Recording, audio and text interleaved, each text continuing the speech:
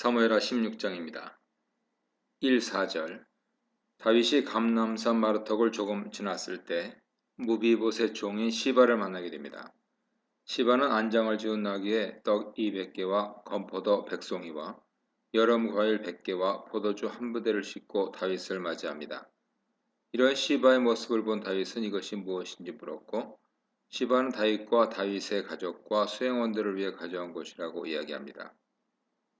이는 사무엘상 25장 18절에서 아비가일이 다윗 병사들을 위해 준비한 음식과 유사합니다. 시바는 설명을 통해 자신이 매우 꼼꼼하게 다윗을 위해 양식을 준비했다는 것을 강조함으로써 다윗 마음에 들기 위해 노력합니다. 그런데 다윗은 이런 시바의 설명이나 음식보다는 무비보셋의 행방에 더 관심을 갖죠. 네 주인의 아들이 어디 있느냐고 시바에 묻습니다. 여기서 다윗은 여전히 시바를 사울 신하라고 간주하고 있는데, 이런 상황이기 때문에 시바는 더욱 다윗의 마음을 얻기 위해 노력하고 있습니다.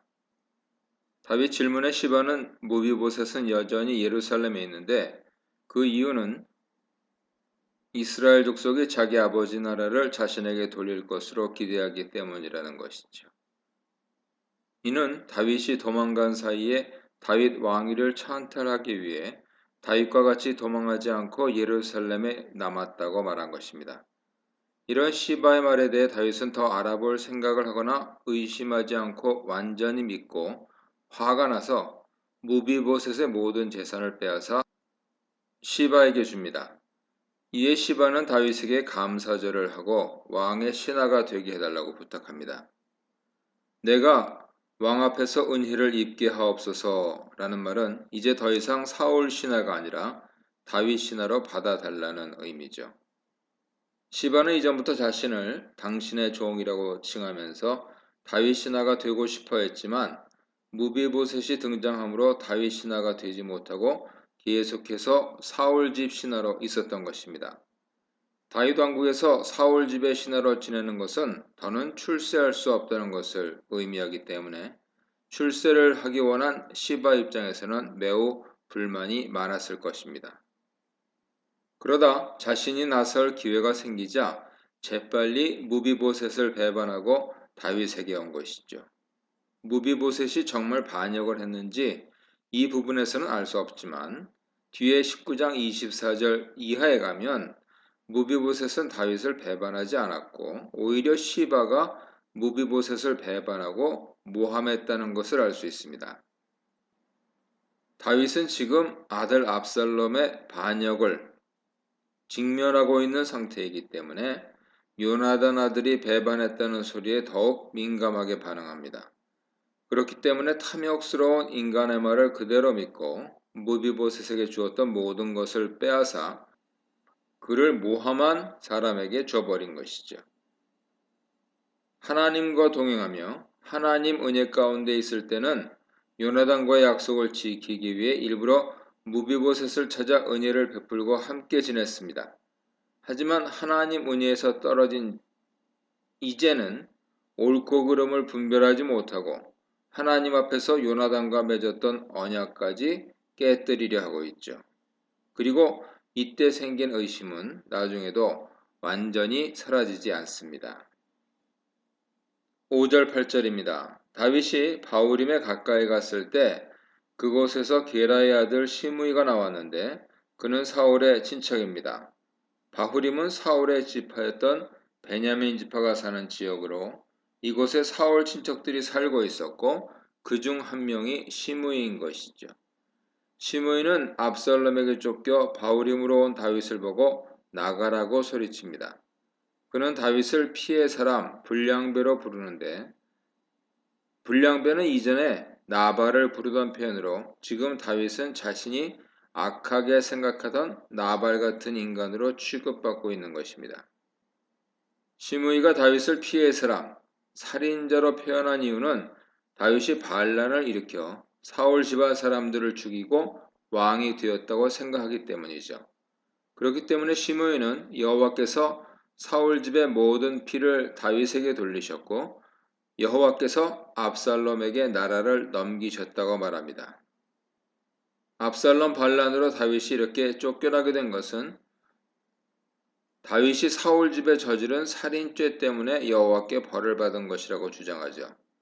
여기서 시므이는 여호와의 이름으로 말하고 있지만 여호와에 대한 지식이 있거나 신앙이 있어서가 아니라 단순히 인과응보 대가를 치르게 하시는 분 정도로 여기고 있습니다. 여호와께서 사울 집을 버리고 다윗을 선택하셨다는 사실을 알지 못하거나 알면서도 인정하지 않는 것이죠. 9절 14절입니다. 시므이가 저주하는 말을 들은 수루야의 아들 아비스는 화를 내며 시므이를 죽은 개라고 욕하면서 자신이 그의 머리를 벨 수 있게 해달라고 다윗에게 요청합니다. 죽은 개라는 표현은 사무엘하 9장 8절에서 무비보셋이 다윗 앞에서 자신을 낮추기 위해 사용한 표현으로 아무 쓸모없는 존재라는 의미죠. 아비스의 말에 다윗은 너희가 상관하지 말라고 합니다. 시므이가 저주하도록 여호와께서 허락하셨는데 누가 그에게 뭐라 할 수 있겠느냐는 것이죠. 또한 아들도 자신을 죽이려고 하는데 시므이가 자신을 저주하는 것이 무슨 대수냐고 하면서 반복해서 여호와께서 저주하게 하신 것이니 내버려 두라고 부하들을 말립니다. 그리고 혹시 여호와께서 저주받은 것 때문에 도리어 자신에게 선을 베풀어 주실지도 모른다고 말합니다. 이러한 다윗의 말은 이전에 자신이 사울을 죽일 수 있음에도 불구하고 죽이지 않으면서 원수 갚는 것은 여호와 손에 있기 때문에 자신의 손으로 원수 갚지 않겠다고 말한 것과 같은 맥락이죠. 이때도 다윗은 억울함을 토로하면서 하나님께서 선은 선대로 악은 악대로 갚아주시길 기원했습니다. 이번에도 시므이가 저주하는 것이 하나님께서 허락하신 일이라고 말하지만 만일 그렇지 않고 여호와께서 자신이 억울하게 당하고 있다고 생각하신다면 직접 원수 갚지 않은 것을 선하게 보시고 선을 베풀어 주시길 원한다고 말하는 것입니다. 다윗은 자신에게 일어난 압살롬의 반란과 모욕들을 통해 이 모든 일들이 하나님께서 나단을 통해 주신 심판이라는 것을 깨닫게 되었고 시므의 저주도 하나님께서 내리신 벌 중 하나로 생각했습니다.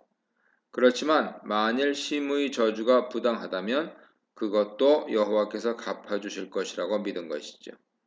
이제 다윗은 점점 모든 일에서 하나님의 뜻을 찾으려고 합니다. 이것은 그가 점점 하나님과 가까워지고 있다는 증거죠.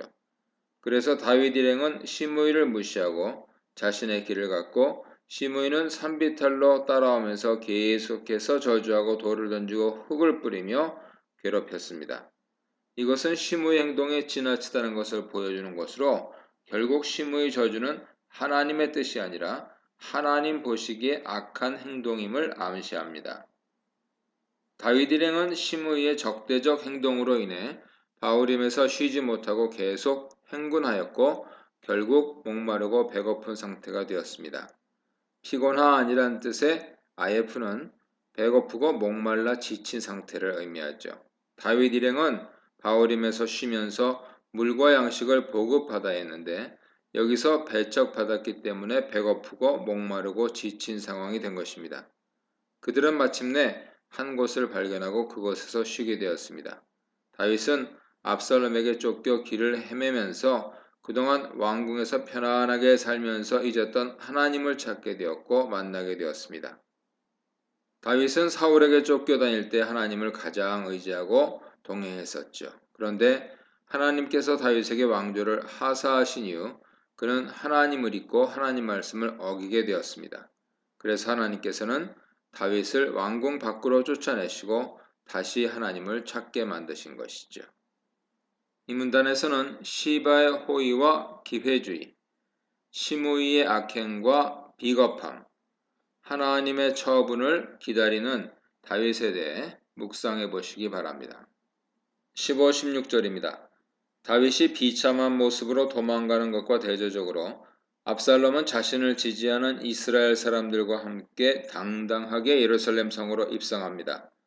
여기서 화자는 아히도벨이 압살롬과 동행하고 있다는 사실을 일부러 언급하는데 이것은 아히도벨이 압살롬에게 매우 중요한 인물임을 강조하기 위한 것입니다.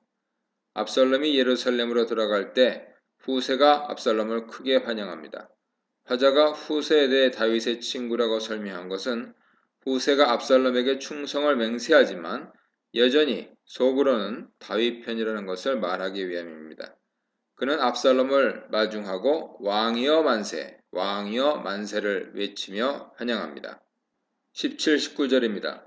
이런 후세 모습에 후세가 다윗의 친구였다는 사실을 알고 있던 압살롬은 이것이 당신의 친구 다윗에 대한 충성심이냐고 비아냥거리면서 왜 친구를 따라가지 않았느냐고 묻습니다. 여기서 압살롬은 의도적으로 당신의 친구라는 말을 반복적으로 사용해서 후세의 배신을 강조하고 있죠. 이런 압살롬 질문에 자신은 여호와와 이스라엘 백성이 선택한 자에게 속하였으며 그와 함께 있겠다고 하면서 왕의 아버지를 섬긴 것처럼 왕 압살롬을 섬기겠다고 충성을 맹세합니다.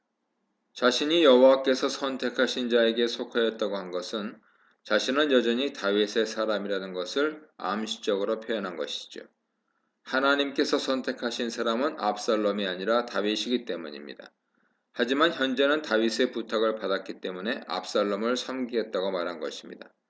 하지만 자신의 아버지를 섬긴 것처럼 자신을 섬긴다는 말을 들은 압살롬은 후세가 자신을 여호와께서 선택하신 사람으로 인정했다고 생각했을 것입니다. 이렇게 해서 후세는 다윗이 부탁한 대로 무사히 예루살렘에서 압살롬의 신하로 있을 수 있었습니다. 압살롬이 배신한 후세를 쉽게 받아들인 것은 자신이 아버지를 배반했기 때문에 사람을 배신하는 것이 어려운 일이라고 생각하지 않았기 때문이고 반란을 한 압살롬은 예루살렘에서 한 명이라도 더 지지자를 확보하는 것이 중요하다고 생각했기 때문입니다. 하지만 이것은 하나님의 보이지 않는 손길이 압살롬이 지혜로운 선택을 하지 못하게 막고 있었기 때문이죠. 다윗은 하나님께 아히도벨의 모략을 어리석은 것으로 만들어달라고 기도했고 마치 그 기도의 응답처럼 나타난 사람이 후세였습니다. 그러므로 지금 진행되고 있는 상황은 하나님께서 다윗의 기도를 이루어 가시는 과정이며 압살롬이 의심 없이 후세를 받아들인 것은 하나님의 간섭하심이 있었다고 볼 수 있습니다. 20, 23절입니다. 후세를 신하로 받아들인 압살롬은 아히도벨에게 이제부터 어떻게 하면 좋을지 계획을 말해보라고 합니다. 이 문장 히브리어 본문은 너희란 남성 복수형을 사용하고 있는데 이것은 비록 압살롬이 아히도벨에게 말하고 있지만 그 옆에서 후세나 다른 신하들도 듣고 있었음을 의미합니다. 이런 압살롬 물음에 아히도벨은 다윗이 남겨둔 후궁들과 동침하라고 제안합니다. 그러면 압살롬이 다윗의 미움을 받는다는 것을 다들 알게 될 것이고 압살롬과 함께 있는 사람들이 더욱 힘을 얻을 것이라고 하죠. 전 왕의 후궁들과 동침하는 것은 고대 근동에서 전 왕을 폐위하고 자신이 새로운 왕으로 등극하여 권력과 모든 재산을 차지했다는 상징적인 행동이었습니다. 하지만 이스라엘에서 아버지의 첩을 취하는 것은 근친상간으로 간주되어 금지되어 있었습니다.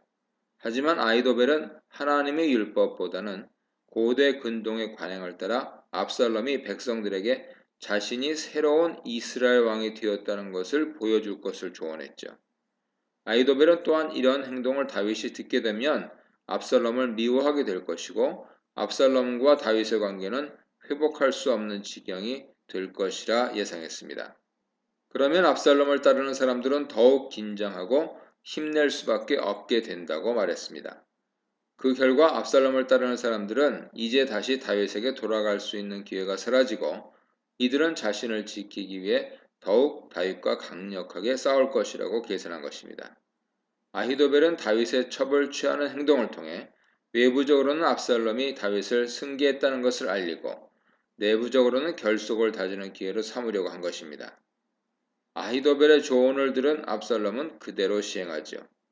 옥상에 천막을 치고 모든 이스라엘 사람들이 보는 앞에서 아버지의 후궁들과 동침합니다. 화자는 후궁들을 그의 아버지의 후궁들이라고 표현함으로써 압살롬이 근친상간의 죄를 범하고 있다는 사실을 암시적으로 말하고 있습니다. 압살롬이 천막을 친 옥상은 예전에 다윗이 목욕하고 있던 밧세바를 보고 음욕을 품었던 장소로 이 모든 일의 발단이 된 것입니다. 옥상이란 장소를 통해 화자는 왜 다윗에게 이런 치욕스러운 일들이 벌어지게 되었는지 독자들로 하여금 떠올리게 합니다. 공개적인 장소에서 다윗의 첩들이 강간을 당하는 사건은 1차적으로 나단 선지자가 다윗에게 예언한 것이 성취된 것입니다. 나단은 다윗에게 네가 내 눈앞에서 네 아내를 빼앗기고 네 이웃들에게 주리니 그 사람이 네 아내들과 더불어 백주에 동침하리라. 너는 은밀히 행하였으나 나는 온 이스라엘 앞에서 백주의 이 일을 행하리라 라고 말씀을 전한 것이 문자적으로 이루어진 것입니다. 온 이스라엘 앞에서 라는 단어가 두 부분에 공통적으로 사용되어서 하나님 말씀이 그대로 이루어졌다는 것을 강조하고 있습니다. 다윗은 지금 하나님께 받는 벌을 통해 한 걸음 한 걸음 하나님께로 돌아오고 있었지만 하나님께서는 다윗 죄에 대해 계속 선거대로 시행하고 계시며 사해주지 않고 계신 것이죠. 본문은 언급하지 않지만 압살롬이 다윗의 첩들을 강간한 것은 암논이 다말을 강간한 것에 대해 다윗이 아무런 조치를 취하지 않은 것에 대한 보복의 의미도 있습니다. 사실 다말이 암논에게 강간당했을 때 다윗이 적절하게 조치를 취했다면 압살롬이 반역을 하는 일도 다윗의 첩을 강간하는 일도 없었을 것입니다. 결국 다윗의 무책임함 때문에 다윗의 딸이 강간당한 일에서 시작된 비극이 다윗의 첩 10명이 강간당하는 비극으로 확대된 것입니다. 여기서 힘없는 여성들이 강간당하는 모습은 현재 이스라엘에서 하나님 말씀이 제대로 지켜지지 않고 있으며 지도자들이 공의와 지혜로 이스라엘을 다스리지 못하고 있음을 드러냅니다. 구약에서 여성들이 강간당하는 상황은 항상 그 사회가 하나님 말씀을 지키지 않고 불의를 일삼을 때 일어납니다. 사사기 19장의 레위첩, 다말, 다윗첩들의 강간이 그런 것이죠. 창세기 34장에서 디나 강간 사건도 야곱 집의 영적인 타락과 세김의 불의가 결합된 사건이었죠. 이렇게 사회가 불의하고 그 사회에서 가장 힘없는 사람들이 이용당하고 폭력의 희생자가 되며 이런 희생자들을 또한 무정하게 대합니다. 사회가 정의로울수록 그리고 정의롭고 하나님을 경외하는 사람이 많을수록 가장 힘없는 사람도 편안하게 살아갈 수 있는 것입니다. 그러므로 여성들과 힘없는 자들의 희생을 강요하며 희생을 정당화하는 것이 불의한 것이죠. 23절에서 아히도벨에 대한 설명이 나오는데 사실 이것은 사무엘하 15장 31절에서 아히도벨의 이름이 처음 나올 때 나왔어야 하는 것입니다. 하지만 이곳에 나온 이유는 17장에서 나올 아히도벨과 후세의 대결을 염두에 두었기 때문입니다. 화자는 아히도벨의 기략이 마치 사람이 하나님께 물어서 받은 말씀과 같다고 했는데 이것은 우림이나 둠밈을 통해 하나님께서 주시는 신탁을 받은 것처럼 정확하게 들어맞는다는 의미입니다.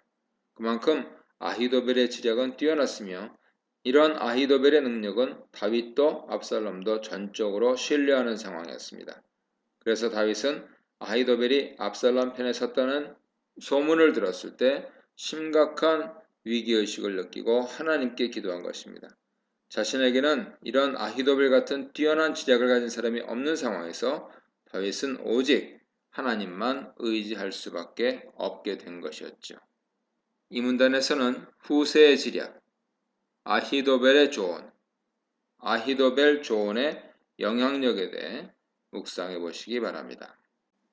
1.4절 다윗의 첩들을 강간하라고 제안했던 아히도벨은 이번에는 압살롬에게 다윗을 죽이자고 제안합니다. 자신이 군사 12,000명을 택하여 당장 오늘 밤에 다윗의 뒤를 추적하여 그가 피곤하여 대항할 힘이 없을 때 기습하면 다윗 주변에 있는 사람들은 도망갈 것이고 다윗만 죽이면 모든 백성이 압살롬에게 돌아올 것이며 왕국도 평안하게 될 것이라고 설명합니다. 아히도벨은 현재 다윗 무리 상태를 정확히 예측하고 있었습니다. 오늘 밤에 추적하면 그가 피곤하고 힘이 없을 것이라고 했는데 16장 14절에서 다윗이 매우 피곤하고 지쳤다고 전하고 있죠. 이때는 압살롬이 예루살렘으로 들어오기 얼마 전이거나 얼마 후일 것이며 아히도벨이 예측한 그대로였습니다. 아히도벨은 많은 군대를 이끌고 가서 다윗 군대를 위협하면 다윗 옆에 있는 사람들이 무서워 도망갈 것이라고 보았습니다. 현재 다윗 군대는 압살롬에 대항할 만한 전력을 갖고 있지 않기 때문에 압살롬과 싸워보지도 않고 도망 중이죠. 그러므로 12,000명이라는 대군을 이끌고 가서 위협하면 수적으로 너무 열세이기 때문에 굳이 싸우지 않고도 다윗만 죽일 수 있다고 한 것입니다. 다윗의 부대 상태와 규모를 정확하게 예측하고 세운 매우 좋은 전략이었죠. 추정하던 지도자가 없어지면 백성들은 자연히 다른 지도자를 찾게 되어 있습니다. 아히도벨 계획은 많은 희생을 치르지 않고도 효과적으로 정권을 잡을 수 있는 방법이었습니다. 이에 대해 압살롬과 이스라엘 장로들도 모두 옳다고 여겼습니다. 5절 7절입니다. 그런데 갑자기 생각지도 못한 일이 생겼습니다. 압살롬이 아히도벨의 계획을 즉시 실행하는 대신에 후세 의견도 들어보겠다고 그를 불러들인 것이죠. 이런 압살롬 결정은 상식적으로 이해가 되지 않는 것입니다. 16장 23절에서 언급했듯 아히도벨 말은 여호와께 신탁을 받은 것처럼 절대적으로 옳은 견해인데 자신의 편인지 아닌지 확실하지 않은 후세 견해를 듣겠다는 것이기 때문입니다. 여기서부터 일이 어긋나기 시작하죠. 후에 화자는 이렇게 된 이유를 하나님께서 압살롬을 심판하기 위해서 하신 일이라고 설명합니다. 압살롬은 후세를 불러 아히도벨의 계획을 이야기해주고 그의 생각은 어떤지 물었습니다. 이에 대해 후세는 이 계획은 좋지 않다고 반대하죠. 후세는 현재 다윗 편에 서서 아히도벨의 훌륭한 책략을 반대해야 하는 입장이기 때문에 아히도벨 계획이 좋을수록 그것이 실행되지 못하게 필사적으로 막으려 했습니다. 8절 10절입니다. 후세는 아히도벨 계획을 일단 반대한 후에 그 이유를 설명하는데 다윗과 다윗 용사들의 상태에 초점을 맞춥니다. 아히도벨 계획은 압살롬이 가지고 있는 월등한 군사력에 초점을 둔 것이기 때문에 후세는 시선을 다윗 쪽 군사력으로 돌리죠. 그는 다윗과 다윗 군사력이 만만치 않음을 강조합니다. 이들은 모두 전쟁에 능한 용사이며 현재 새끼를 빼앗긴 암컴처럼 매우 흥분하고 화가 난 상태이기 때문에 함부로 건드려서는 안 된다는 것이죠. 현재 수적으로는 다윗 부대가 훨씬 열세지만 매우 흥분한 상태이기 때문에 무척 위험하며 따라서 압살롬 군대가 도리어 당할 수도 있다고 합니다. 아히도벨은 다윗 군대를 피곤하고 힘이 없는 상태로 본 것과는 달리 후세는 도성을 빼앗긴 것에 대해 매우 분노하여 위험천만한 상태라고 설득하고 있는 것이죠. 새끼를 빼앗긴 암컴의 비유를 한 것은 자신의 의견을 좀 더 강하게 주장하기 위한 수사적 기술입니다. 둘째로 다윗이 백성들과 같이 있을 것이라는 아히도벨 주장에 대해 후세는 다윗은 전쟁에 익숙한 사람이기 때문에 백성들과 같이 머물지 않고 아마도 굴이나 산속에 숨었을 것이며 숨어 있다가 혹시 다윗이 몇 명이라도 먼저 죽이게 되면 압살롬 군사들이 패했다는 소문이 돌 것이라고 말했습니다. 이렇게 되면 압살롬 군사들은 반드시 낙심하게 될 것인데 다윗은 영웅이고 그의 군사들도 용사인 것을 이스라엘 백성들이 기억해낼 것이기 때문이라고 합니다. 이는 사람들이 다시 다윗에게로 돌아설 수 있음을 암시하는 말이죠. 후세는 아히도벨의 전쟁 계획에 대해 급하게 전쟁하여 혹시라도 지게 되면 득보다 실이 많다고 이야기하고 있습니다. 후세는 새끼를 빼앗긴 앙컴이라든지 사자의 심장과 같은 비유를 능숙하게 사용하면서 효과적으로 자신의 주장을 펼치는 능력 있는 인물이었습니다. 11, 14절입니다. 아히도벨의 계획을 비판한 후세는 자신의 계획을 압살롬에게 이야기하죠. 단에서부터 브엘세바까지 모든 이스라엘에서 바다의 모래처럼 많은 군사들을 모아 이들을 데리고 전쟁터에 나가자고 말합니다. 이렇게 많은 수로 다윗을 기습하면 그와 함께한 사람을 한 명도 남기지 않을 수 있고 만일 성으로 도망하면 성을 돌 하나도 남기지 않고 파괴할 수 있다고 합니다. 여기서 기습을 이슬이 땅에 내리는 것으로 비유하는데 이는 절대적으로 많은 수를 이용해서 다윗 군대를 제압하자는 것이고 성을 밧줄로 끌어 강에 집어넣자는 것은 과장법으로 이것도 군사가 많기 때문에 성을 파괴하는 것이 쉽다고 말하는 것입니다. 결국 후세 계획의 핵심은 많은 수의 군사를 모아 압살롬이 이들을 끌고 위풍당당하게 전쟁터에 나가서 다윗의 군사들을 손쉽게 이기자는 것으로 과장되고 화려하지만 구체적인 방법은 결여되어 있습니다. 매우 합리적이고 효율적이지만 멋있거나 화려하지 않은 아히도벨 계획과 대조되죠. 또 하나는 아히도벨 계획에서는 압살롬이 참여할 부분이 전혀 없었습니다. 하지만 후세 계획은 압살롬이 직접 수많은 군사를 데리고 나가 다윗을 제압한다면 압살롬 위상이 모든 이스라엘 백성들 앞에서 높아질 수 있다는 것입니다.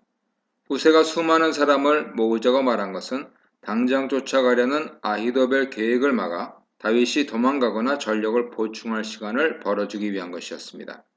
단에서 부엘세바까지 온 이스라엘에서 군사를 모으려면 여러 날이 걸리기 때문이죠.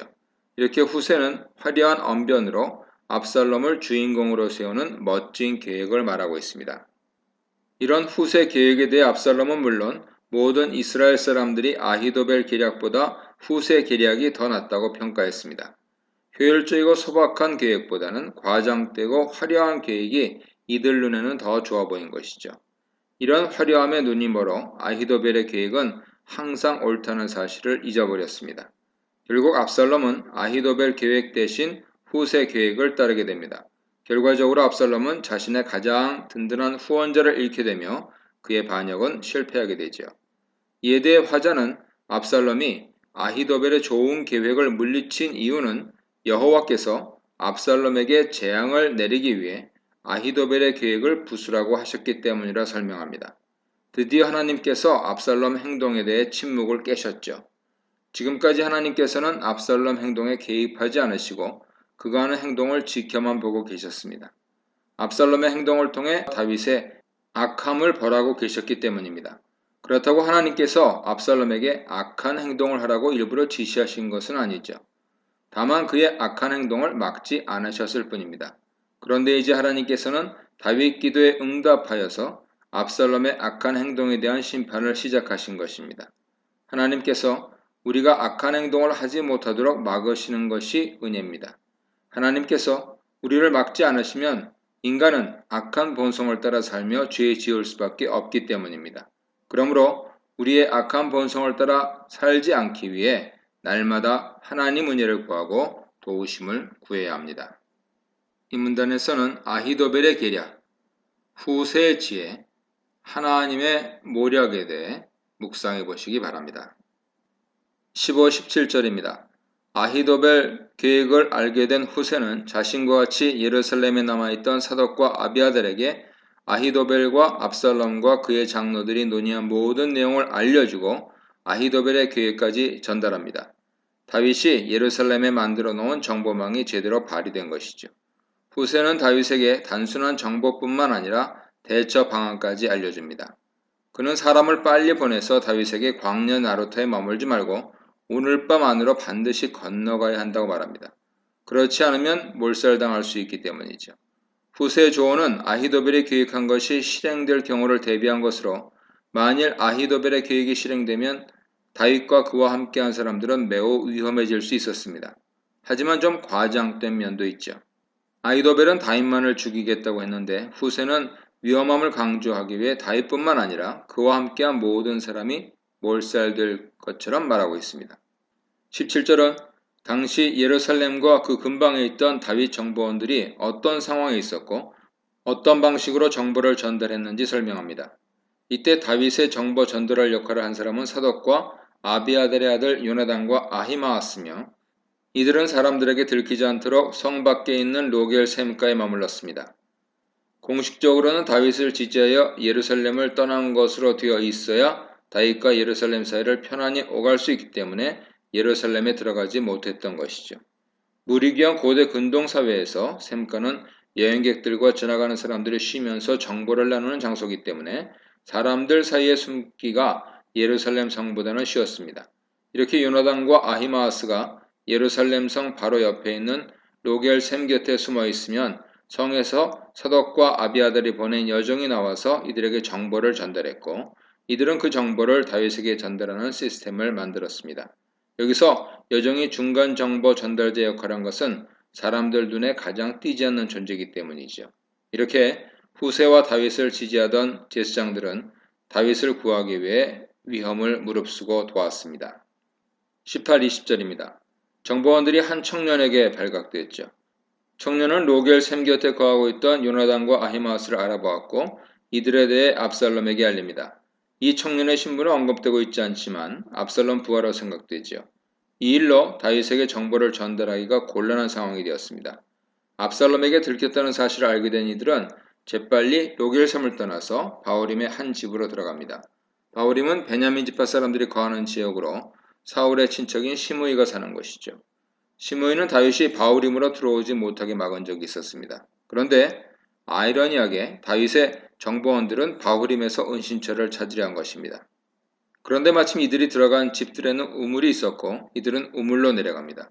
아마도 물이 적어서 잘 사용하지 않는 우물이었던 것 같습니다. 이들이 우물에 내려가자 그 집 여주인이 우물 덮개를 가져다 우물 입구를 덮고 그 위에 곡식들을 널어 놓았습니다.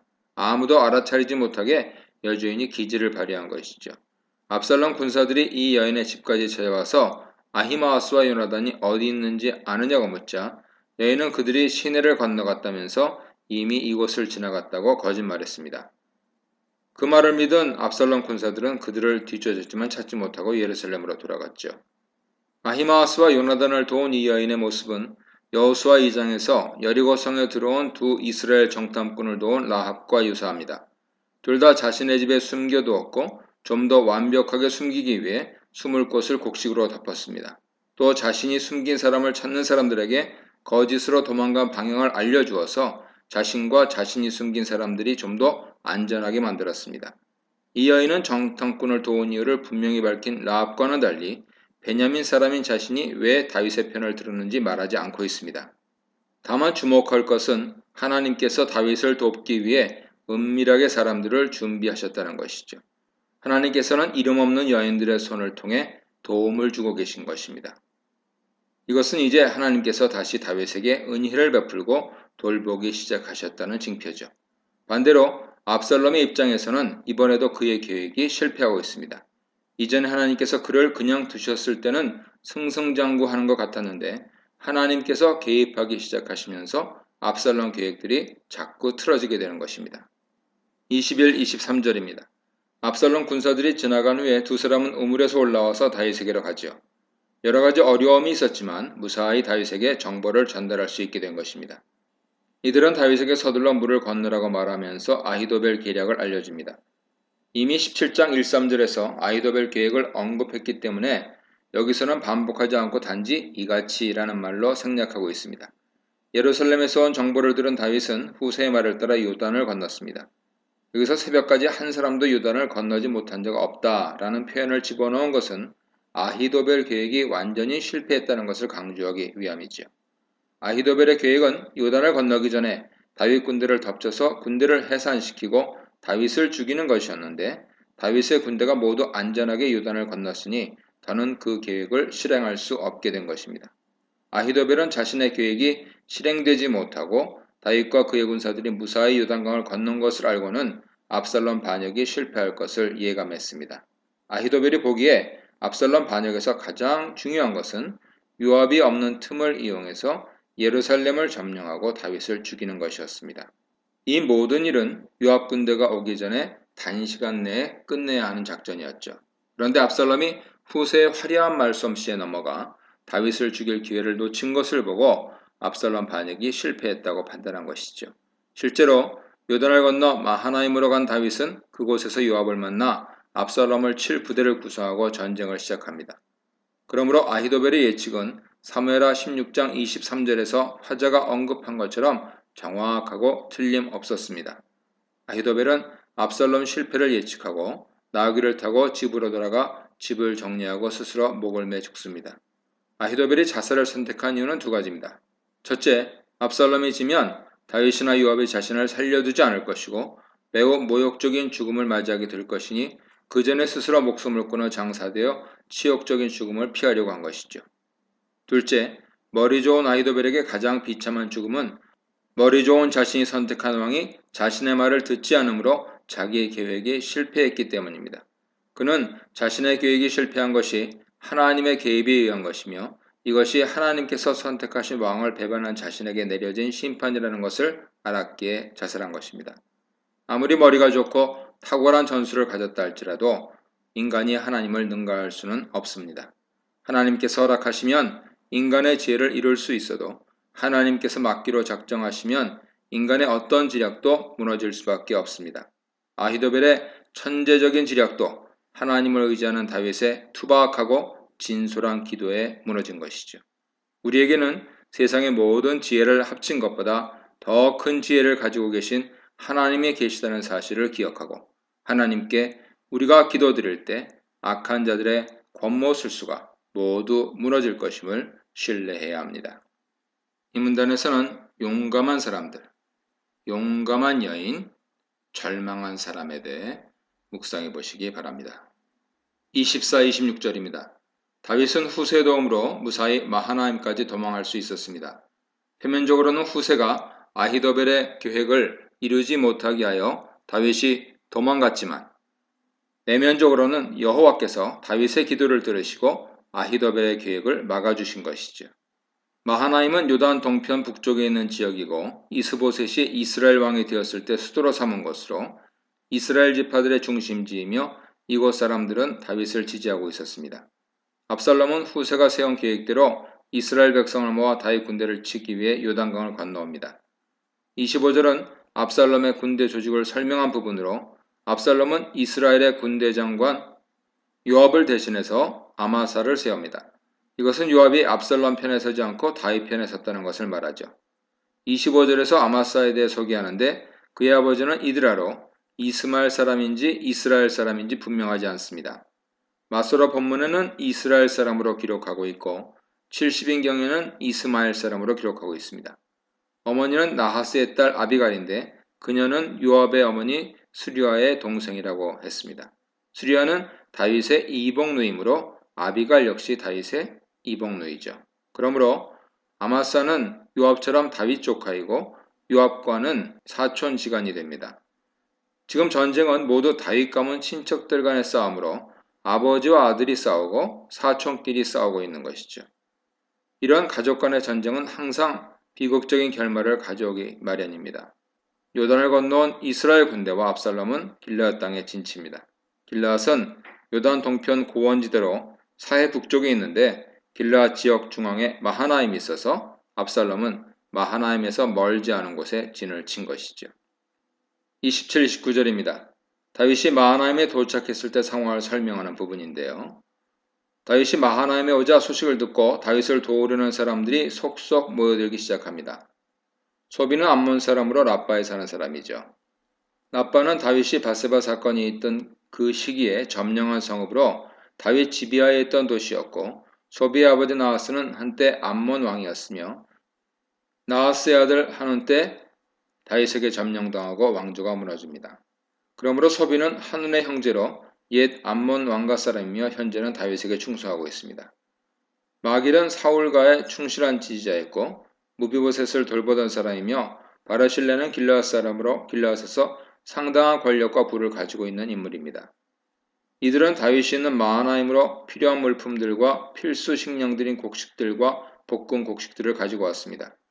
이 양식들 중에 볶은 곡식은 전쟁 시 군인들이 가지고 다니며 먹는 휴대식량으로 전쟁을 위한 보급품을 준비해 온 것이죠. 그리고 꿀과 버터와 양과 치즈는 고급스러운 양식으로 다윗과 그와 함께한 군사들의 배고픔과 필요를 풀어주고 사기를 진작시키기 위해 영양가 높고 값비싼 식량들로 아낌없이 들고 온 것입니다. 이렇게 많은 물자와 식량을 그것도 값비싼 식량까지 다윗과 그의 군사들을 위해 가져왔다는 것은 요단 동편 사람들이 다윗을 지지하고 있다는 것을 보여주죠. 이제 다윗은 위험한 고비를 넘기고 자신을 지지하고 도와주는 사람들과 함께하여 많은 힘을 얻습니다. 이렇게 다윗을 지지하는 사람들이 등장하는 것은 하나님께서 이제 다윗을 도와주고 구원해 주기로 하셨다는 것을 의미하죠. 사울이 범죄했을 때는 가장 가까운 사람들이 대신했지만 하나님께서 도와주실 때는 이렇게 그를 돕는 사람들을 보내주시는 것입니다. 이 문단에서는 이스라엘의 배신, 이방의 충성, 다윗을 보호하는 백성들에 대해 묵상해 보시기 바랍니다.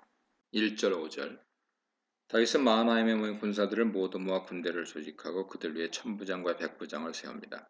그리고 군대를 세 개 부대로 나누고 한 부대는 요압에게, 한 부대는 아비새에게, 한 부대는 가드 사람 이때에게 맡깁니다. 아비새와 요압은 가장 믿을 만한 친척들이고 이때는 비록 이방 사람이지만 다윗에게 온전히 충성을 맹세한 믿을 만한 사람에게 부대를 맡긴 것이죠.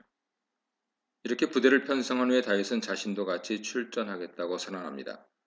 이런 다윗의 모습은 밧세바와 간통할 때 전쟁에 출정하지 않고 왕궁에서 낮잠 자던 모습과 대조를 이루죠.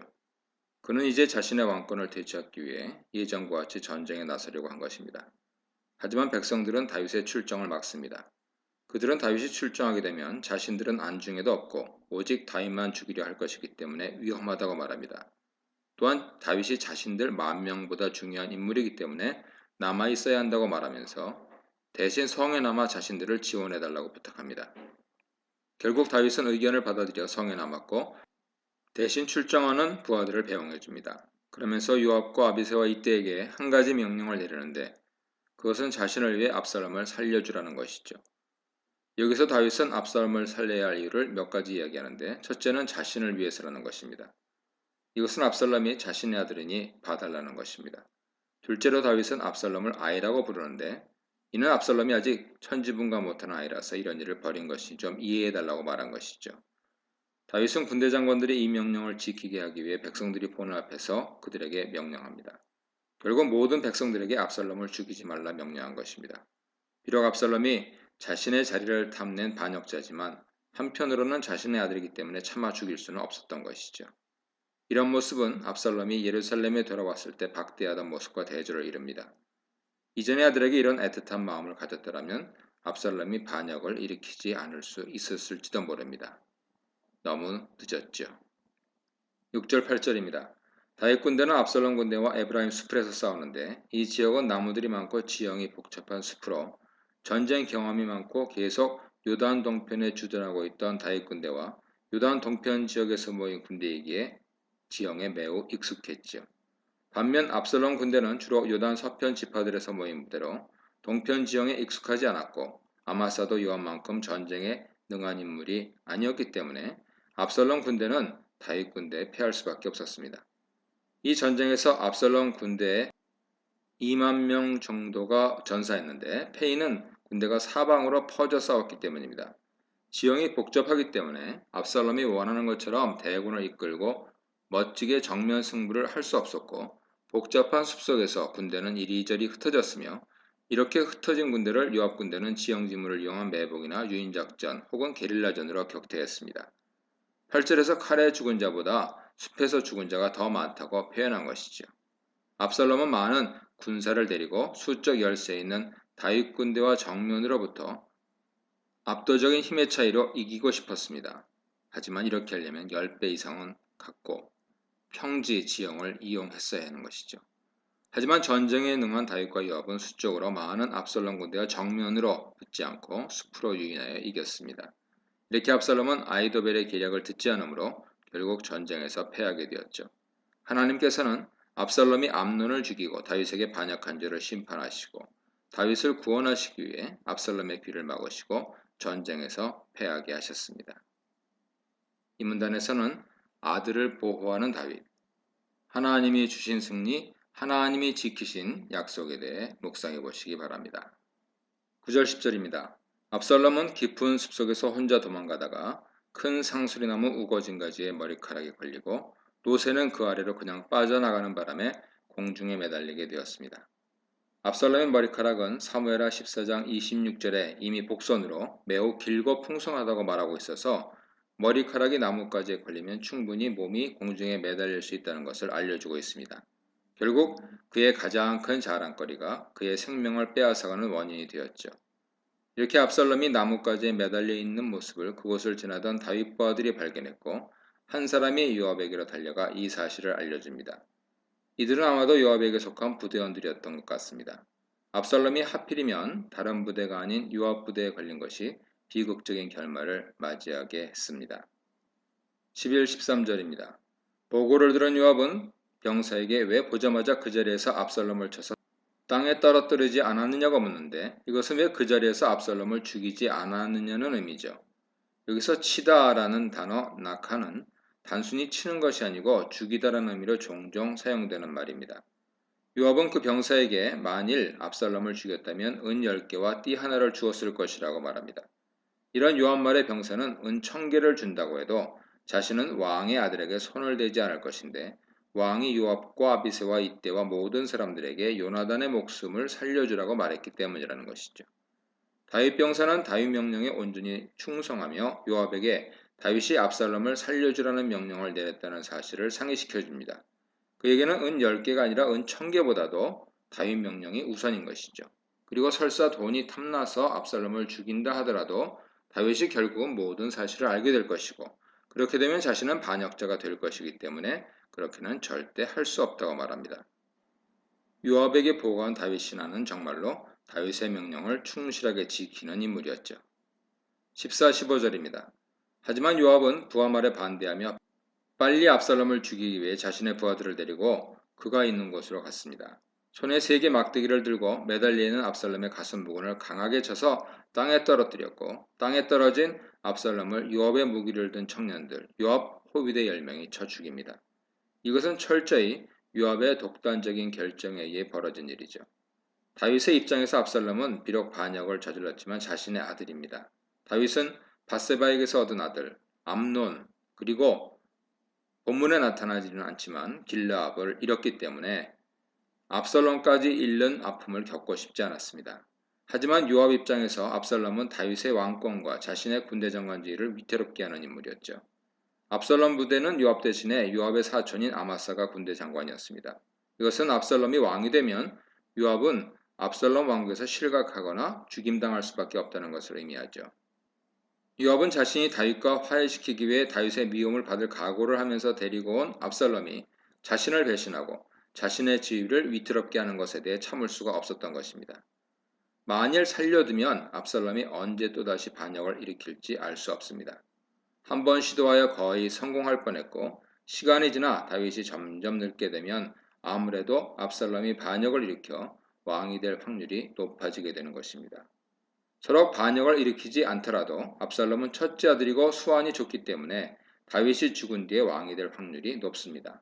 압살롬이 왕이 되면 압살롬의 왕궁에서 요압 입지는 거의 없게 되죠.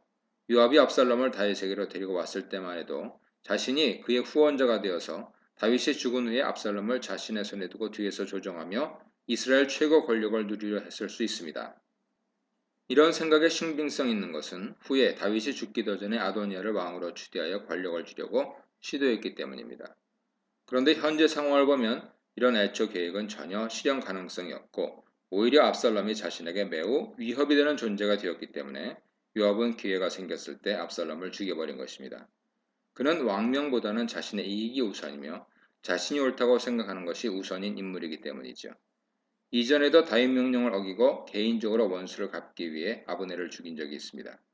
요압은 현재 다윗의 군대 장관이기 때문에 다윗도 자신을 함부로 할 수 없다는 사실을 잘 알고 이렇게 대놓고 다윗의 명령을 어긴 것입니다. 이런 요압의 모습은 다윗 명령에 순종하던 부하와 대조를 이루죠. 요압은 자신의 이익에 영향을 주지 않는 경우에는 다윗에게 충성을 하지만 자신의 이익과 다윗 명령이 배치될 때는 자신의 유익을 위해 행동합니다. 그렇기 때문에 요압은 다윗에게 가장 든든한 신하이자 가장 믿을 수 없는 신하이기도 했습니다. 16, 18절입니다. 압살롬을 죽인 요압은 숲속에 큰 구덩이를 파고 그곳에 던져 넣은 후 거대한 돌무더기를 쌓아 무덤을 만듭니다. 돌무더기는 저주받은 자의 무덤을 의미하는 것으로 요압은 압살롬을 예루살렘에 있는 가정묘에 묻어주지 않고 돌무더기 무덤에 묻음으로 왕자가 아닌 반역자로 취급했습니다. 여기서 매우 큰 돌무더기 무덤을 만든 이유는 백성들에게 경고를 주기 위한 것으로 누구든지 반역을 일으키면 이렇게 저주받은 자로 죽게 될 것이라는 것입니다. 그러므로 거대한 돌무더기는 반역자의 최후를 보여주는 상징물입니다. 이렇게 반란군의 왕이 죽자 요압은 반란군 쫓는 것을 멈춥니다. 그들의 왕이 사라졌기 때문에 더 이상 서로 전쟁하는 것이 무의미해졌기 때문이죠. 왕을 잃은 반란군은 모두 흩어져 각기 자신의 원래 살던 곳으로 돌아갔습니다. 이렇게 반란군은 압살롬의 죽음으로 완전히 해체되었고 전쟁은 끝났습니다. 18절은 압살롬의 기념비에 대한 설명으로 압살롬은 아들이 없어 자신의 이름이 땅에서 잊혀지는 것을 방지하기 위해 자신의 이름을 기념하는 기념비를 왕의 골짜기에 세워놨습니다. 14장 27절에서 언급된 압살롬의 세 아들이 있었는데 이것은 그들이 어린 나이에 죽었음을 의미하며 압살롬이 자신의 후손을 남기지 못하고 죽은 것은 하나님께서 그에게 주신 벌이 되는 것이죠. 고대 사회에서 후손이 없는 것은 하나님께서 내리신 심판의 일종으로 보았기 때문입니다.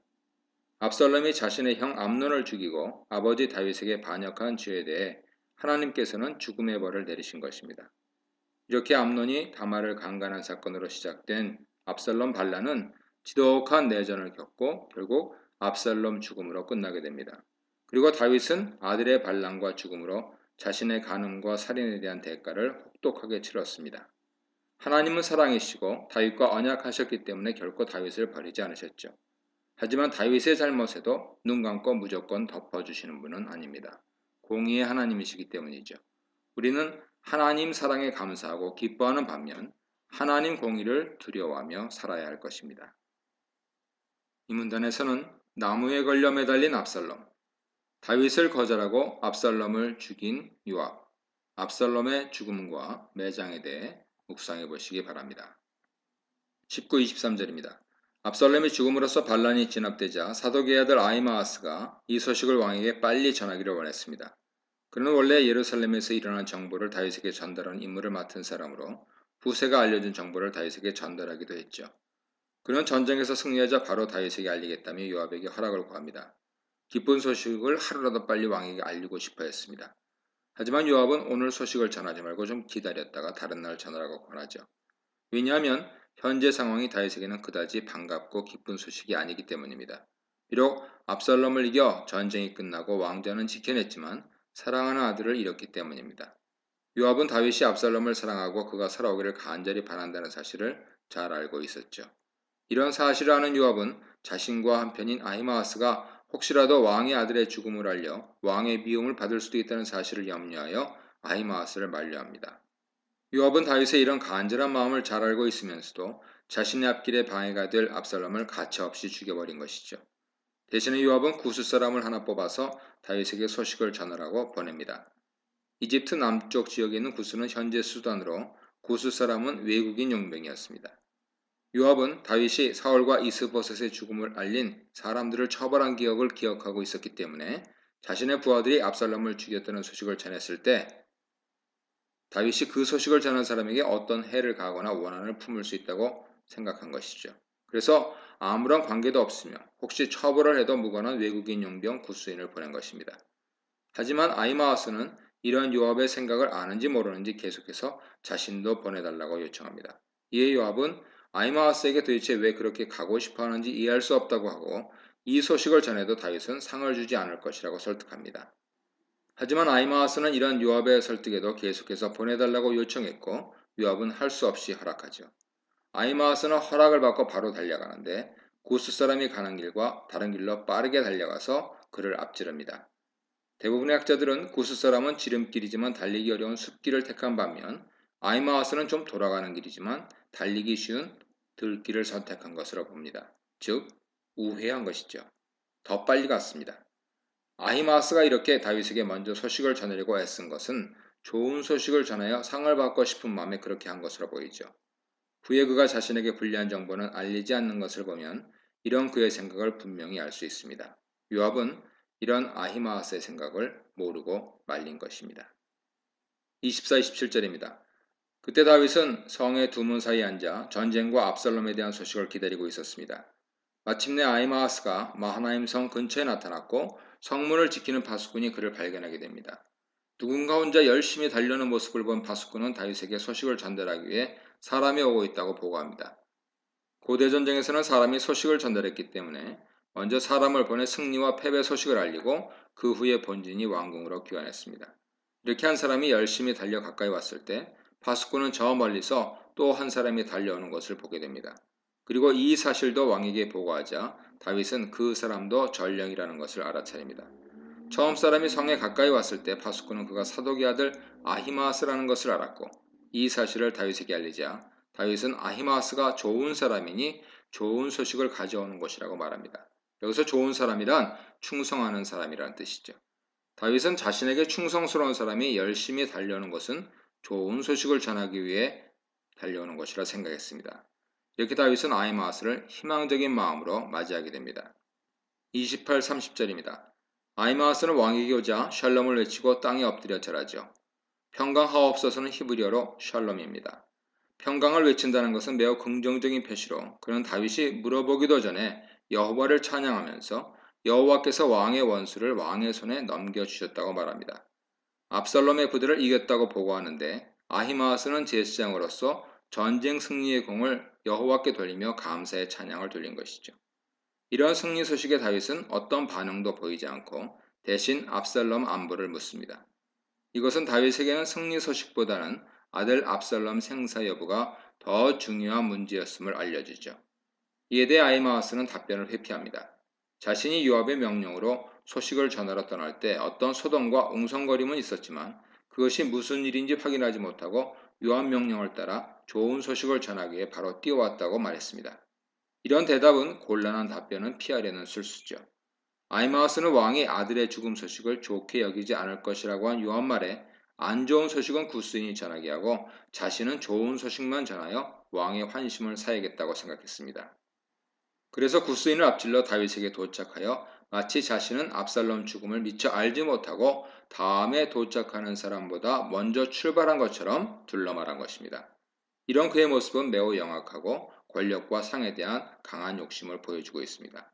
압살롬 소식을 모른다는 아히마아스 말에 다윗은 더 이상 질문하거나 아히마아스를 칭찬하지 않고 바로 구스 사람을 부릅니다. 현재 다윗에게 가장 중요한 관심사는 압살롬의 생사 여부이기 때문이죠. 30일 33절입니다. 부름을 받은 구스인도 동일하게 승리를 전달합니다. 이어 다윗은 그에게 압살롬 안부를 물었고 구스인은 압살롬 죽음을 간접적으로 알립니다. 왕을 대적하여 일어나는 모든 왕의 원수들은 그 청년처럼 되기 원한다는 말은 압살롬이 벌을 받아 죽었다는 것을 의미하죠. 구스인은 다윗의 심정을 잘 모르기 때문에 이렇게 용감하게 말할 수 있었던 것입니다. 압살롬의 죽음 소식을 들은 다윗은 몹시 괴로워하며 성문 위층으로 올라가 압살롬 죽음을 애곡합니다. 그는 내 아들 압살롬아를 4번이나 반복하여 외치고 자신이 대신 죽는 것이 나았을 것이라며 깊은 슬픔에 잠깁니다. 다윗은 압살롬에 대해서는 사울과 요나단처럼 애가를 불러 죽음을 기념할 수도 없었고 아브넬처럼 성대한 장례식을 치러줄 수도 없었습니다. 비록 아들이지만 반역죄를 지은 죄인이기 때문에 왕으로서 그의 죽음에 대해 해줄 수 있는 것이 아무것도 없었고 다만 아버지로서 아들의 이름을 부르며 슬퍼하는 것이 전부였습니다. 이런 다윗의 모습은 이전에 아들을 잃고도 씩씩하게 목욕하고 식사하며 일상으로 바로 돌아온 중년의 자신만만하던 그의 모습과 대조되죠. 현재 다윗의 모습은 가장 유능하고 아름다우며 장성하여 자신의 뒤를 이을 기둥 같은 아들을 잃고 시리에 빠져 슬퍼하는 노년의 모습입니다. 그는 비록 하나님 은혜로 왕좌는 지키게 되었지만 사랑하는 아들 압살롬을 잃음으로 상처뿐인 영광이 된 것이죠. 아마 다윗은 압살롬의 죽음을 애곡하면서 자신의 죄에 대해 다시 한번 가슴을 치고 통곡했을 것입니다. 만일 내가 하나님 앞에서 범죄하지 않았더라면 우리 가정에 이런 피비린내 나는 비극은 일어나지 않았을 텐데 하고 말입니다. 하나님의 다윗에 대한 사랑이 기뻤던 만큼 그에 대한 벌도 무거웠습니다. 이 문단에서는 승리 아닌 승리, 복음 아닌 복음, 왕이 아닌 아비로서의 다윗에 대해 묵상해 보시기 바랍니다. 1.4절 다윗이 압살롬 죽음을 애곡하고 있다는 이야기가 요압 귀에 들어갑니다. 현재 요압은 아직 왕궁으로 귀환하지 못하고 전쟁터에서 부대를 정비하고 있었습니다. 그 소식이 요압뿐만 아니라 전장에 있던 모든 군사들의 귀에도 들어가게 되었습니다.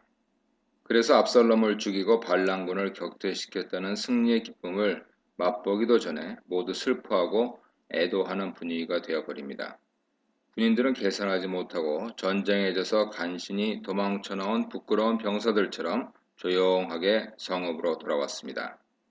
병사들이 성읍으로 돌아왔을 때도 다윗은 여전히 큰 소리로 울며 계속해서 압살롬아, 내 아들 압살롬아를 외치고 있었습니다. 다윗이 이렇게 죽은 아들을 위해 애곡하고 있기 때문에 전쟁에 승리하고 왔는데도 아무도 환영하거나 승리의 기쁨을 나눌 엄두도 내지 못한 채 모두 죄인처럼 쥐죽은 듯 조용하게 귀환했습니다. 5절, 8절 상반절입니다. 이런 상황을 가장 못마땅히 여긴 사람은 바로 압살롬을 죽인 요압입니다. 요압은 다윗에게 가서 그의 행동이 전쟁을 마치고 온 군사들을 모욕하는 것이라고 주장합니다. 그리고 그 군사들이 압살롬 손에서 왕과 왕의 아이들과 처와 비빈들의 생명을 구원했다는 사실을 상기시킵니다. 이것은 만일 압살롬이 살아서 승리했다면 다윗과 그의 자녀들과 아내들을 살려두지 않았을 것임을 의미하죠. 요압의 말은 한편으로는 과장된 것처럼 보이지만 가능성이 높은 이야기입니다.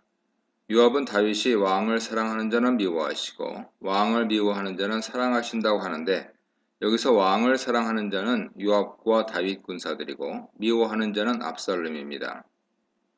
왕에게 반역한 압살롬 죽음을 애도하느라 왕을 위해 싸운 군사들을 외면하고 모욕하는 것은 왕을 사랑하는 자를 미워하는 행위라는 것이죠. 요압은 사랑과 미움이라는 매우 자극적인 단어를 사용해서 다윗 행동을 비난하고 있습니다. 현재 다윗의 태도가 군사들에게는 매우 불합리하다고 말한 후에 요압은 극단적인 말로 다윗에게 화를 냅니다. 만일 압살롬이 살고 우리가 모두 죽었으면 왕이 좋게 여겼겠다고 말하며 왕을 몰아붙이죠. 그러고는 다윗에게 당장 나가서 왕의 부하들의 마음을 위로하라고 명령합니다. 만일 자신의 말을 듣지 않으면 여호와의 이름으로 맹세하면서 오늘 밤에 왕 곁에 아무도 없을 것이며 이제까지 겪었던 것보다 더 끔찍한 재앙을 겪게 될 것이라고 협박하죠. 이 협박은 다윗이 자신의 명령대로 하지 않으면 자신의 손으로 다윗을 왕위에서 끌어내리겠다는 것입니다. 요압은 다윗을 철저히 무시하고 있습니다. 사실 압살롬은 반드시 살리라는 다윗 명령을 어기고 압살롬을 죽인 것이 바로 요압이죠. 그러므로 현재 다윗과 이스라엘 군대의 이런 우울한 상황을 만든 장본인이 요압입니다. 그런데 요압은 자신이 압살롬을 죽인 사실은 다윗에게 숨기고 압살롬 죽음을 슬퍼하는 다윗 태도에 대해서만 화를 내고 있습니다. 요압의 입장에서 압살롬의 죽음에 다윗이 슬퍼하고 이를 보는 군사들이 죄책감을 느끼게 되면 압살롬을 죽여서 이런 상황을 만든 자신에게 모든 비난의 화살이 쏟아지게 되고 그렇게 되면 자신의 입장이 난처해져 다윗 왕국에서의 입지도 좁아지게 됩니다. 요압은 자신의 권력을 위해 압살롬을 죽였는데 그로 인해 자신의 입지가 좁아지는 것은 참을 수 없는 것이겠죠.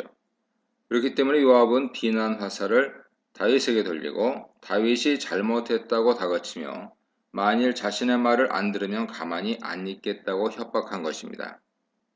현재 요압은 전쟁에서 승리하고 군사들과 막 돌아온 상황이라 군인들의 신뢰를 깊이 받고 있기 때문에 다윗의 행동을 비난하며 군사들을 선동하여 다윗을 떠나게 할 수도 있는 상황이었습니다.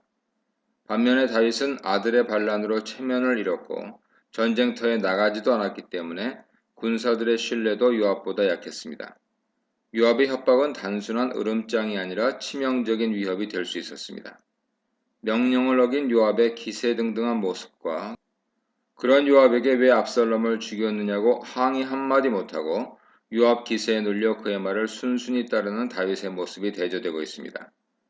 8절에서 다윗은 요압이 시키는 대로 일어나 성문에 앉아 모든 백성들이 자신을 볼 수 있게 합니다. 이것은 다윗이 왕의 위치로 돌아와 자신을 위해 싸워준 백성들을 위로하고 승리를 축하했다는 의미로 다윗은 아버지로서의 슬픔을 가슴에 묻고 다시 이스라엘 왕으로 돌아왔다는 뜻입니다. 하지만 내면으로는 완전히 요압에게 눌려있는 상황이기 때문에 이전과 같은 권위 있고 위험 있는 왕권을 회복한 것은 아닙니다. 압살롬의 반란으로 다윗 왕국에서 요압 권력이 더욱 강해지는 결과를 가져오게 되었죠. 후에 다윗이 죽으면서 솔로몬에게 요압이 죗값을 치르게 하라고 유언하는 것을 보면 이후로 요압은 다윗이 손대기 힘든 권력을 가지게 된 것으로 보입니다. 8절 하반절 10절입니다. 전쟁이 끝난 후 압살롬에게 모였던 이스라엘 군대들은 모두 흩어져서 각기 자기 고향으로 돌아갔습니다. 압살롬 군대가 완전히 해체된 것으로 이것은 18장 17절 말을 반복하여 기록한 것이죠. 이 문장을 반복 기록한 것은 이제 압살롬의 반란이 완전히 정리된 상황이라는 것을 말하기 위해서입니다. 이때 이스라엘 백성들은 다시 다윗을 왕으로 모실 의논을 하게 됩니다. 10절에 우리가 기름을 부어 우리를 다스리게 한 압살롬이란 표현이 나오는데 이것은 압살롬도 기름 부음을 받은 왕이라는 것이죠. 다만 하나님의 선택을 받은 왕이 아니라 이스라엘 백성들의 선택을 받았다는 것이 다릅니다. 그렇기 때문에 이스라엘 백성들이 보기에는 압살롬이 자신들의 왕이었습니다. 하지만 하나님 보시기에 압살롬은 하나님께서 선택하지 않으셨기 때문에 이스라엘의 진정한 왕이 아니었습니다. 기름 부음이란 왕이 되었다는 상징적인 행동이지만 기름 부음을 받았다고 전부 이스라엘 왕이 될 수 없는 것이죠. 기름 부음의 진정한 의미는 여호와께서 그를 왕으로 선택하셨다는 표시이기 때문입니다. 그러므로 하나님의 선택이 없는 기름 부음은 아무런 의미가 없습니다. 하지만 이스라엘 백성들은 이 사실을 망각하고 자신들의 손으로 기름을 부었기 때문에 압살롬을 왕으로 생각한 것이죠. 하지만 압살롬이 죽자 다윗이 자신들을 원수와 블레셋 손에서 구원했다는 사실을 기억하며 다시 다윗을 왕으로 섬기자고 합니다. 여기서 변론하다는 사람들이 격렬하게 토의하는 모습을 표현한 것이죠. 이것은 다윗을 다시 왕으로 모시는데 이런저런 의견들이 있었다는 것을 의미합니다. 다윗이 살았던 실제 이스라엘 사회는 우리가 생각하는 것보다 좀 더 복잡한 정치 사회 상황들이 있었을 것입니다. 하지만 다윗의 업적을 다시 기억하여 그를 왕으로 다시 모시기로 결정합니다. 사실 이들이 언급한 다윗의 업적은 다윗이 혼자 한 것이 아니라 하나님께서 다윗과 함께 하셨을 때 하나님께서 다윗의 손을 통해 이루어 주신 업적들이죠. 결국 다윗이라는 위대한 왕도 하나님께서 안 계시면 참으로 연약하고 힘없는 존재라는 것을 다윗과 우리 모두에게 깨닫게 해줍니다. 그러므로 하나님의 다양한 도구로 쓰임받고 있는 우리는 우리를 붙잡고 계시는 하나님 손을 잊지 말아야 할 것입니다. 이 문단에서는 아버지로서의 슬픔, 신하로서의 조언, 왕으로서의 책임에 대해 묵상해 보시기 바랍니다. 11, 15절입니다. 요압 협박에 압살롬의 죽음은 마음에 묻고 다시 이스라엘 왕 모습으로 돌아온 다윗은 예루살렘으로 귀환할 계획을 세웁니다. 그는 이스라엘 사람들이 자신을 다시 왕으로 세우려는 것을 알고 자신도 예루살렘에 남아있는 사독과 아비아들에게 연락하여 유다 장로들에게 왜 너희들은 왕을 왕궁으로 모시는데 이스라엘보다 늑장을 부리느냐며 자신을 왕으로 다시 모시는 일에 유다 지파가 적극적으로 나설 것을 촉구합니다. 유다는 다윗이 속한 지파이고 처음으로 다윗을 왕으로 섬긴 지파죠. 하지만 다윗 권력의 핵심이라고 할 수 있는 이들이 다윗을 배반하고 압살롬을 왕으로 섬김으로 반란의 진원지이며 핵심 세력이 되었었죠. 다윗은 이런 유다 지파를 처벌할 것인지 아니면 용서할 것인지 결정해야 했습니다. 그래서 유다 장로들에게 유다와 자신은 권력 지친인 것을 강조하면서 자신을 다시 왕으로 섬길 것을 촉구합니다. 여기서 다윗이 유다에게 권력 친척이라는 말을 쓴 것은 같은 지파라는 의미도 있지만 한 형제이고 한 핏줄이니 이전 일에 대해서는 책임을 묻지 않을 것이며 앞으로 같이 잘 지내보자는 의미입니다. 다윗은 자신에게 반역을 일으킨 유다를 다시 자신의 편으로 삼기 위해 유화 정책을 쓰고 있는 것이죠. 이 상황에서 다윗이 유다에게 압살롬을 지지한 책임을 묻고 피해 복수를 선언하면 유다가 반감을 갖고 다른 왕을 선택할 수도 있고 그러면 또다시 유다의 굴복을 받아내기 위해 전쟁을 해야 했습니다. 다윗은 압살롬의 군대 장관이던 아마사를 불러 우리가 친척이 아니냐면서 요압을 대신하여 군대 장관이 되어달라고 말합니다. 그는 자신의 말이 진실하다는 것을 보여주기 위해 하나님의 이름으로 저주 맹세를 합니다. 아마사는 다윗의 또 다른 누이 아비갈의 아들로서 요압과는 사촌지간이죠. 아마사는 현재 유다 지파와 예루살렘 군권을 쥐고 있는 인물로 보입니다. 유다를 전쟁이 아닌 유화 정책을 통해 자신의 편으로 만들려는 다윗은 유다와 예루살렘의 군권을 쥐고 있는 아마사를 용서하고 자신의 군대 통수권을 넘겨준다는 유화 정책을 펴므로써 무력 충돌 없이 예루살렘에 입성하려 했습니다.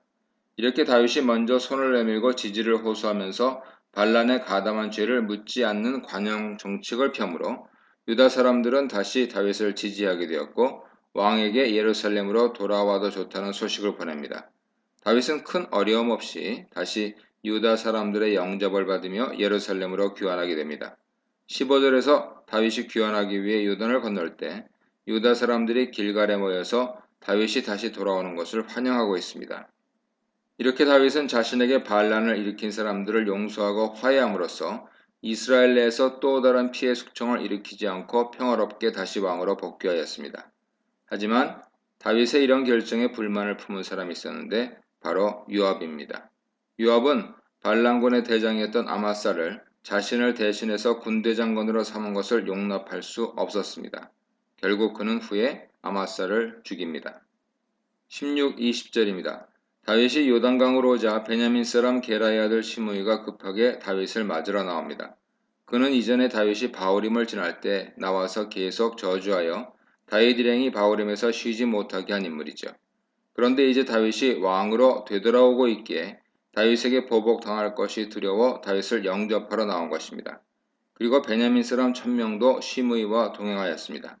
아마도 시므이뿐만 아니라 바후림과 그 부근에 거하던 베냐민 지파 사람들도 다윗을 지지하지 않았던 것으로 보입니다. 성경은 베냐민 지파의 대표적인 인물인 시므의 행동만을 기록했지만 베냐민 사람들도 시므이와 함께 행동했던 것이죠. 그리고 다윗에게 음식을 제공하며 무비보셋을 모함했던 시바는 이번에도 재빠르게 움직여 자신의 아들들과 종들을 대거 이끌고 다윗을 환영합니다. 본문에서는 시바가 다윗 앞에서 요단강으로 돌진했다고 표현하여 열광적으로 다윗을 환영하고 있는 모습을 표현하고 있습니다. 그는 온몸으로 다윗에 대한 충성심을 보여주고 있죠. 지난번에 다윗을 위해 많은 식량을 준비한 것처럼 이번에는 배를 준비하여 다윗을 맞이하러 직접 요단을 건너가 다윗이 무사히 요단을 건널 수 있게 세심한 배려를 해줍니다. 이런 시바 행동은 겉으로 보기에는 매우 충성스럽고 믿을만해 보이지만 무비보셋의 신하로서는 전혀 신뢰할 수 없는 것이죠. 그의 행동은 철저히 계산된 것으로 보입니다. 이제 다윗이 예루살렘으로 돌아오면 무비보셋과 만나게 될 것이고 그렇게 되면 자신이 무비보셋을 모함한 말이 거짓이었다는 것이 드러나게 될 것입니다.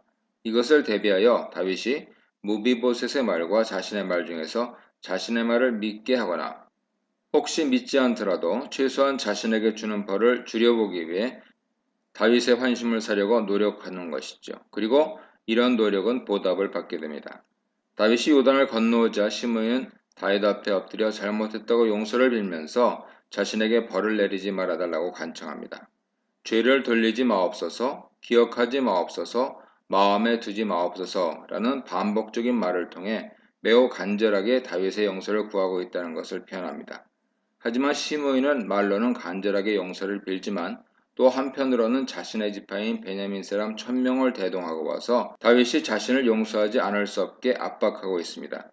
여기서 1000명의 베냐민 사람은 일반인이 아니라 언제든지 무력을 행사할 수 있는 사람들로 겉으로 보기에는 다윗을 환영하는 인파 같지만 실제로는 여차하면 시므이의 보호막이 되어줄 사람들인 것이죠. 이런 시므이의 말과 행동의 괴리는 시므이의 사죄가 진심이 아님을 나타냅니다. 정말로 용서를 구하고자 한다면 혼자 와서 용서를 구하고 살리든 죽이든 처분에 맡기겠다고 하는 것이 진정한 사죄일 것입니다. 21, 23절입니다. 이런 상황에서 다윗의 충직한 신하인 아비새는 시므이가 다윗을 저주한 것을 언급하며 그를 죽여야 한다고 주장합니다. 다윗을 여호와의 기름 부음 받은 자라고 표현함으로써 다윗을 저주한 것이 다윗뿐만 아니라 다윗을 선택하신 여호와께 대한 불경죄임을 밝히므로 시므이를 죽일 정당한 제목을 찾은 것이죠. 사람을 저주하거나 비방한 것은 죽을 죄가 아니지만 여호와를 비방하거나 저주했다면 죽을 죄이기 때문입니다. 이에 대해 다윗은 아비새에게 이것은 개인적인 일이니 상관하지 말라고 말리면서 오히려 아비새를 자신의 대적자 사탄이라고 말합니다. 다시 이스라엘의 왕이 된 이 좋은 날 사람을 죽이는 일을 행하지 않을 것이며 시므이를 죽이지 않겠다고 맹세합니다. 시므이의 사죄와 다윗의 용서는 진심 어린 사죄와 용서가 아니라 일종의 정치적인 행동들이죠. 시므이는 1000명의 사람들을 끌고 와 세를 과시하며 자신을 용서하라고 말하고 있고 힘에서 열세이며 더 이상 피 흘리는 싸움을 할 수 없는 다윗은 선택의 여지가 없기에 시므이를 용서한다고 말한 것입니다. 이렇게 힘으로 사죄와 화해를 하는 것은 진정한 사죄 화해가 아니며 또 하나의 폭력이죠. 다윗은 이때 당한 모욕을 잊지 못하고 후에 솔로몬에게 시므이를 편히 죽게 하지 말라고 유언합니다. 이것을 보면 다윗은 시므이에게 당한 모욕을 용서하지 못한 것이죠. 이런 다윗의 행동에 대해 옳다 그르다 쉽게 판단하기는 어렵습니다. 자신의 화해의 손짓에 응해주는 사람에게는 용서와 자비를 보여주지만 자신을 힘으로 누르며 화해를 강요하는 사람에게는 모욕감을 느끼는 다윗의 모습에서 우리 모습을 발견할 수 있고 진정한 화해와 용서가 무엇인지 고민하게 되는 것이죠. 이 문단에서는 유다 족속과의 화해, 아마사와의 화해, 시므이와의 화해에 대해 묵상해 보시기 바랍니다. 24, 30절입니다. 무비보셋과 다윗이 만난 장소가 어딘지는 분명치 않습니다. 24절에서는 무비보셋이 요단으로 내려갔다고 하고 25절에서는 예루살렘이라고 말하고 있기 때문에 정확한 위치를 파악하기는 어렵습니다. 하지만 사무엘하 20장 2절에서 예루살렘에 도착했다고 말하는 것을 보면 요단에서 만난 것으로 보이죠. 무비보셋도 다윗을 영접하기 위해 요단으로 나옵니다. 화자는 무비보셋이 다윗이 성을 떠난 날부터 평안히 돌아오는 날까지 발을 씻거나 발톱을 깎지 않았으며 수염도 깎지 않고 옷도 빨지 않은 상태로 지냈다고 설명합니다. 우리말에서 발을 맵시내지 않았다라고 번역했는데 이것은 발에 아무것도 하지 않았다는 의미로 발을 씻거나 발톱을 깎거나 하지 않았다는 의미죠. 이런 행동은 애도의 표시로 다윗이 성을 떠난 것에 대해 매우 슬퍼하며 애도를 표하고 있었다는 의미입니다. 화자가 이렇게 무비보셋에 대해 설명하는 것은 뒤에 나오는 그의 말이 진실하다는 것을 알려주기 위해서죠. 다윗은 무비보셋을 보자 제일 먼저 왜 자신과 함께 가지 않았느냐고 묻습니다. 이미 시바에게서 무비보셋이 다윗이 폐위된 것을 기뻐하며 반역을 일으킬 마음을 품고 있다는 말을 들어서 무비보셋을 의심하고 있었기 때문입니다. 다윗은 분명히 무비보셋의 행색을 보고 시바의 말과 달리 무비보셋이 자신이 없는 동안 자신에 대한 애도의 태도를 취하고 있었다는 것을 알았을 것입니다. 하지만 여전히 의심을 거둘 수 없는 다윗은 무비보셋에게 이유를 물은 것입니다. 이에 대해 그는 자신은 분명히 나귀를 타고 왕과 함께 떠나려고 했지만 자신의 종이 속이는 바람에 그렇게 할 수 없었다고 말하고 또한 자신의 종이 자신을 모함한 사실도 알고 있다고 말합니다. 여기서 무비보셋이 말하는 종은 시바를 가리킵니다. 이 부분에서 시바의 말과 무비보셋의 말이 달라지죠. 하지만 무비보셋은 더는 변명하지 않고 다윗 처분에 맡기겠다고 말합니다. 그러면서 이미 사울 왕권이 무너지고 다윗이 왕위에 오르면서 자신과 자신의 집은 죽어 마땅하지만 왕의 호의를 받아 왕의 상에서 밥을 먹는 은혜까지 누리게 되었는데 어떻게 불공평하다고 말하며 억울하다고 말하겠느냐고 대답합니다. 무비보셋은 다윗의 판단에 맡기면서 다윗이 하나님의 사자, 즉 천사와 같은 신적 지혜가 있는 사람이니 누가 옳은지 그른지 잘 판단할 것이라고 합니다. 이런 무비보셋의 말에 다윗은 왜 그렇게 말하느냐고 하면서 일단 누그러진 모습을 보여주죠. 다윗은 무비보셋의 말을 믿어준 것으로 보입니다. 하지만 다윗이 무비보셋의 원래 재산을 다 돌려주지 않고 시바와 나누라고 말하는 것을 보면 완전히 믿은 것 같지는 않습니다. 만일 무비보셋의 말이 다 옳다고 생각했다면 다윗은 자신의 주인을 모함한 시바에게 벌을 주거나 시바에게 준 모든 것을 빼앗아 무비보셋에게 주었을 것입니다. 하지만 그렇게 하지 않은 것을 보면 무비보셋의 말을 전적으로 믿지 않았고 오히려 자신에게 계속해서 지원을 아끼지 않은 시바 편을 들고 있다고 볼 수 있죠. 다윗 말에 무비보셋은 다윗이 평안히 왕궁으로 돌아왔으니 재산은 모두 시바에게 주라고 합니다. 이것은 다윗이 자신보다 시바를 더 신뢰한다는 것을 눈치챈 무비보셋이 자신의 진정성을 보이기 위해 한 말입니다. 이 말에 대한 다윗의 반응이나 결국 재산이 어떻게 되었는지에 대한 기록은 나오지 않습니다. 이렇게 다윗과 요나단의 언약으로 베푼 무비보셋에 대한 은혜도 반역이라는 사건을 겪으며 흔들리고 있는 모습을 보여줍니다. 31, 39절입니다. 바르실레에 관한 단락으로 시점은 요단을 건너가기 전입니다. 바르실레는 요단 동편에서 매우 부유하고 힘있는 사람으로 다윗이 마하나임에 거하는 동안 다윗에게 필요한 물품을 제공해준 인물이죠. 다윗은 요단으로 마중 나온 바르실레에게 예루살렘으로 같이 가자고 제안합니다. 자신이 그동안 받은 은혜를 예루살렘에서 갚겠다는 것이죠. 하지만 바르실레는 자신의 나이가 80세로 너무 늙어서 왕이 제공하는 맛있는 음식의 맛도 모르고 흥겨운 노래도 잘 들을 수 없다고 합니다. 또한 자신은 자신의 묘실이 있는 이곳에서 죽기를 원한다면서 다윗의 제안을 사양합니다.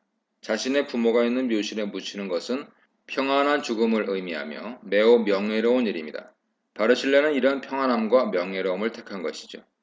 대신에 바르실레는 김함을 데리고 가달라고 부탁합니다.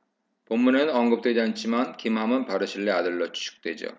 이러한 요청을 받아들여 다윗은 김함을 데리고 가겠다고 하며 또한 바르실레가 나중에라도 요청하는 것이 있으면 들어주겠다고 약속합니다.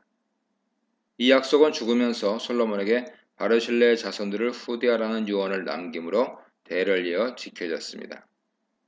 한 고조 유방이 모든 공신들을 토사구팽할 때 장자방이 끝내 후에 자기를 받지 않고 자신의 아들이 자기를 받았도록 만든 일화를 기억나게 합니다. 바르실레에 대한 이야기까지 19장 9절부터 시작된 압살롬 반란 사건에 대한 농공 행상이 어느 정도 마무리됩니다.